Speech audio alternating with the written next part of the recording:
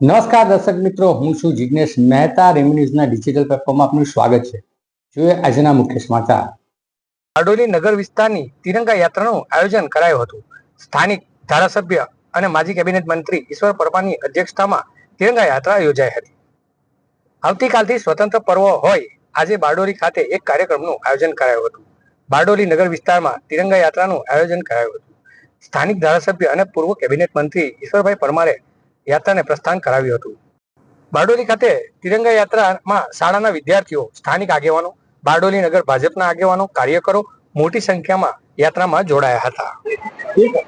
આવતીકાલે 15મી ઓગસ્ટ સ્વાતંત્ર્ય પર્વની ઉજવણીઓ સમગ્ર દેશમાં થવાની છે, ત્યારે એ ઉજવણીના ભાગરૂપે સમગ્ર ભારતમાં 15મી ઓગસ્ટ અગાઉ 12મી તારીખ, 13મી તારીખ, 14મી તારીખ એમ તિરંગા યાત્રાઓ થઈ રહી છે. ત્યારે તેના ભાગરૂપે આજે બારડોલી ખાતે સરદાર સાહેબની કર્મભૂમિ બારડોલી નગરમાં આજે બારડોલીની BABS હાઈસ્કૂલથી લઈને સ્વરાજ આશ્રમ સુધી તિરંગા યાત્રા કાઢવામાં આવી.